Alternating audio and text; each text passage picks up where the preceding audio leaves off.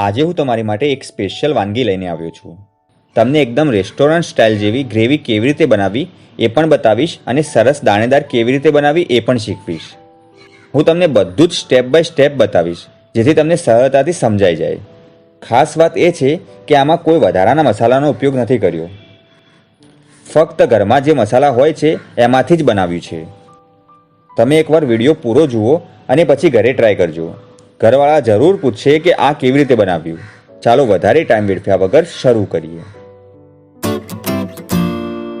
કેમ છો મિત્રો, હું છું મુખ્તાર હુસૈન અને સ્વાગત છે તમારું મુખ્તાર હુસૈન ગુજરાતી યુટ્યુબ ચેનલ પર. સૌપ્રથમ મચ્છીનું શાક બનાવવા માટે આપણે મચ્છીને બરાબર ધોઈ લેવાની છે. 2 થી 3 વખત મીઠાના પાણીની અંદર ધોઈ લો. પછી કપડામાં લઈને સારી રીતે લૂછી લેવાની, એટલે કે પાણી સૂકવી નાખવાનું. આ કરવાનું કારણ સરળ છે. જો મચ્છી ભીની રહેશે તો ફ્રાય કરતી વખતે તેલના છાંટા ઉડશે અને મચ્છી બરાબર ચડશે નહીં. તેથી પહેલાં મચ્છીને સૂકવી લેવી ખૂબ જ જરૂરી છે. આ રેસીપી થોડીક અલગ છે અને મસાલા ખૂબ જ સિમ્પલ છે, પણ ટેસ્ટ એકદમ અલગ આવશે. એટલે વિડીયોને તમે પૂરો જોજો.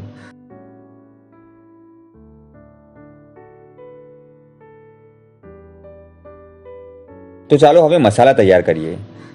તો તમારે એક મિક્સરનો જાર લેવાનો અને એની અંદર તમારે 3 થી 4 લીલા મરચાં નાખી દેવાના. આ મરચાં મીડિયમ તીખા લેજો.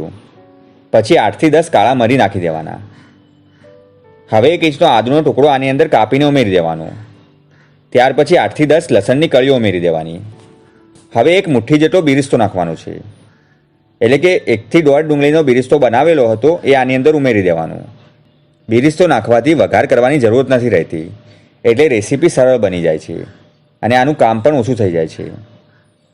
જો તમને બિરિસ્તો બનાવતા ના આવડતું હોય તો તેની રેસીપી આપણી ચેનલ પર મળી રહેશે, અથવા તમને નીચે ડિસ્ક્રિપ્શન બોક્સમાં પણ લિંક મળી જશે. ત્યાંથી તમે જોઈ શકો છો અને શીખી પણ શકો છો. ગ્રેવી જાડી બનાવવા માટે આપણે શીંગ નાખીશું. અહીંયા કાજુ લેવાની જરૂરત નથી, કારણ કે કાજુ બધાના ઘરે નથી હોતા અને મોંઘા પણ પડે છે. તો શીંગ નાખવાથી ટેસ્ટમાં કોઈ ફરક નથી પડતો. અહીંયા મેં 25 થી 30 કાચી શીંગ લીધી છે.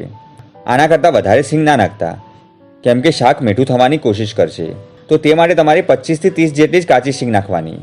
હવે અડધા કપ જેટલું પાણી નાખીને આનું ફાઇન પેસ્ટ બનાવી લેવાનું.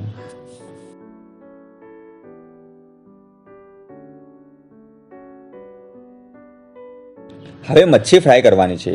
તો તે માટે આપણે એક કડાઈની અંદર 3 થી 4 ચમચા જેટલું તેલ ગરમ મૂકવાનું છે. જ્યાર સુધી તેલ ગરમ થાય છે ત્યાર સુધી આપણે મચ્છી માટેનો મસાલો તૈયાર કરી લઈએ. તો તે માટે તમારે એક પ્લેટ લેવાની અને એની અંદર તમારે 1.5 ચમચી જેટલો ધાણા પાવડર નાખી દેવાનો. ધાણા પાવડર પછી અડધી ચમચી જેટલી હળદર, 1 ચમચી જેટલું લાલ મરચું અને મીઠું સ્વાદ મુજબ નાખવાનું. અહીંયા મીઠું મેં 1 ચમચીના ચોથા ભાગ જેટલું નાખ્યું છે, તો તમે તે પ્રમાણે પણ નાખી શકો છો. બધું બરાબર મિક્સ કરી લેવાનું અને ત્યાર પછી મચ્છીના પીસને તમારે મસાલો લગાવી લેવાનો. ધ્યાન રાખજો કે મચ્છી ભીની ના હોય. જો મચ્છી ભીની હશે તો પછી જ્યારે તમે તળવા જશો એટલે તમારે મચ્છીના છાંટા ઉડશે. જો મચ્છી ભીની હશે તો તમે જ્યારે તળવા જશો એટલે તમને તેલના છાંટા ઉડશે. તો તમારે આ વાતનું ધ્યાન રાખીને મચ્છીને ભીની ના રાખવાની, કપડા વડે બરાબર લૂછી લેવાની.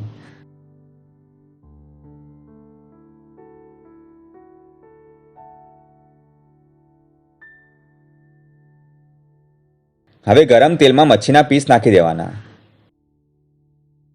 હવે આ ગરમ તેલની અંદર મચ્છીના પીસને નાખીને મીડિયમ ગેસ પર ચડવવાના છે. ડીપ ફ્રાય નથી કરવાના, ઓછા તેલમાં જ ચડવવાના છે. એટલે આપણે તેલ ઓછું લીધું છે. અંદાજે 10 મિનિટ સુધી તમારે આને પલટીને ચડવવાનું છે. ગેસને મીડિયમ જ રાખવાનો.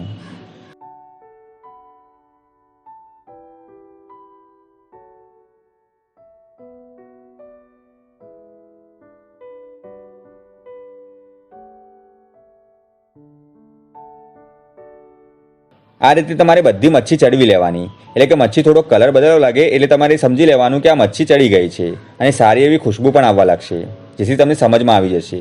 અથવા તમને એમ પણ સમજમાં ના આવે તો તમારે એક પીસને બહાર નીકાળી લેવાનું અને ટેસ્ટ કરીને ચેક કરવાનું. જો બરાબર ચડી ગયું હોય તો બધી મચ્છી નીકાળી લેવાની. એમ કરીને તમારે બધી મચ્છીને ફ્રાય કરી લેવાની છે. હવે આપણે ગ્રેવી બનાવવાની છે.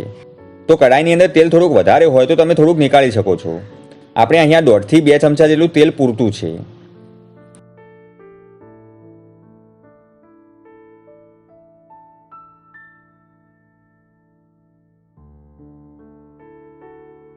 તેલ ગરમ થાય ત્યાર પછી આની અંદર અડધી ચમચી જેટલી રાઈ અને અડધી ચમચી જેટલી વરિયાળી નાખવાની છે અને થોડોક અજમો એટલે કે 1 ચમચીના ચોથા ભાગ જેટલો અજમો નાખવાનો છે. વધારે અજમો ના નાખતા, નહીંતર આનો ટેસ્ટ બદલાઈ જશે. અને ત્યાર પછી આની અંદર તમારે જીરું નાખી દેવાનું, એટલે કે અડધી ચમચી જેટલું મેં જીરું નાખ્યું છે. આ બધું ચટકવા લાગે એટલે આની અંદર તમારે જે પેસ્ટ બનાવીને રાખેલું હતું એ ઉમેરી દેવાનું, એટલે કે આપણે જે મિક્સરના જારની અંદર પેસ્ટ બનાવ્યું હતું એ નાખી દેવાનું. હવે મિક્સરના જારની અંદર થોડુંક પાણી નાખીને બધું બરાબર મિક્સ કરીને આની અંદર નાખી દેવાનું, કેમ કે આની અંદર જો ચોટેલું હોય તો એ પણ નીકળી જાય. મિત્રો, અહીંયા મેં જે રાઈ, વરિયાળી અને અજમાનો ઉપયોગ કર્યો છે એના લીધે આનો ટેસ્ટ એકદમ અલગ જ આવશે અને ખાવાની તમને ખૂબ જ મજા આવશે. તો તે માટે તમારે આ ઉમેરવાનું જ છે. હવે તમારે આને બરાબર હલાવતા રહેવાનું અને 5 થી 10 મિનિટ સુધી ચડવવાનું છે.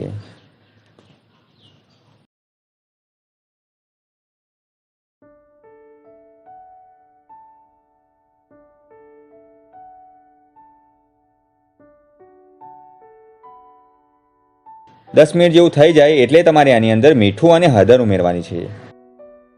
તો મેં અહીંયા અડધી ચમચી જેટલું મીઠું અને અડધી ચમચી જેટલી હળદર ઉમેરી છે. હજુ મરચું અને ધાણા નથી નાખવાના, નહીં તો ગ્રેવી કાળી પડી જશે. તો તે માટે આપણે એને પાછળથી નાખીશું. આને હવે તમારે તેલ છૂટું પડે ત્યાર સુધી ચડવવાનું છે. આ રીતે મેળવતા જવાનું અને ચડવતા જવાનું.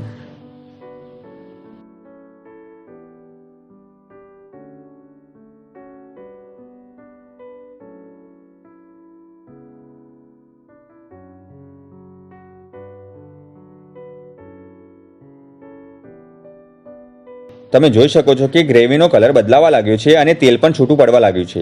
તો બસ હવે આની અંદર આપણે 1 કપ જેટલું પાણી નાખવાનું છે.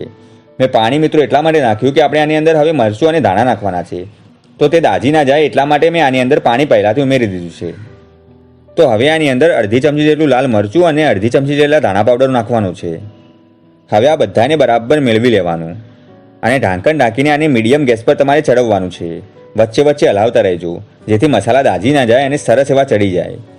આની અંદરથી તેલ બરાબર છૂટું પડે ત્યાર સુધી તમારે ચડવવાનું છે, એટલે કે અંદાજે 5 થી 10 મિનિટ જેવું થશે.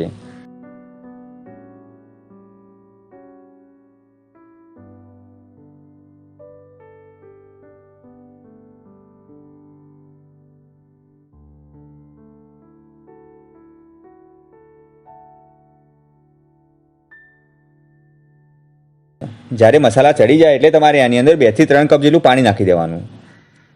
અને હવે તમારી જેટલી ગ્રેવી જોઈતી હોય એ પ્રમાણે તમે સેટ કરી શકો છો. મેં તો તમને 2 થી 3 કપ કીધું છે, પણ તમારે 2 કપ પણ તમે નાખી શકો છો અને 1 કપ પણ નાખી શકો છો. આ તમારા ઉપર નિર્ભર છે તમારે કેવી ગ્રેવી રાખવી છે. હવે આ ગ્રેવીને તમારે 5 મિનિટ સુધી આમને આમ ચડવવાની છે અને ત્યાર પછી આની અંદર તમે જે ફ્રાય કરીને મચ્છી રાખેલી હતી એ ઉમેરી દઈશું.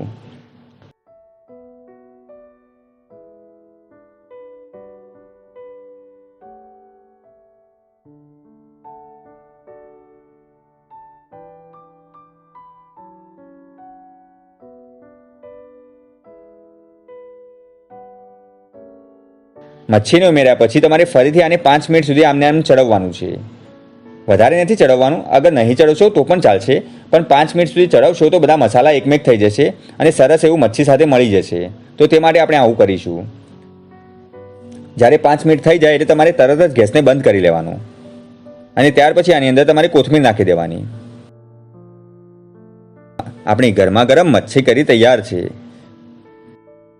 આ રેસીપીમાં ગરમ મસાલો નથી નાખવાનો. બેઝિક મસાલામાં બનાવ્યો તો ટેસ્ટ વધુ સારો આવે અને હેવી પણ લાગતું નથી. હવે તમે પણ તમારા ઘરે આ મચ્છી કરી બનાવીને ટેસ્ટ કરજો અને ત્યાર પછી મને કોમેન્ટ કરીને કહેજો કે તમને આ રેસીપી કેવી લાગી. વિડીયો સારો લાગ્યો તો વિડીયોને લાઇક કરજો અને આવા જ વિડીયો દરરોજ જોવા માટે આજે જ આપણી આ ગુજરાતી યુટ્યુબ ચેનલને સબસ્ક્રાઇબ કરી લેજો. ચાલો મિત્રો, ફરી મળીશું આવી જ મજાની વાનગી સાથે.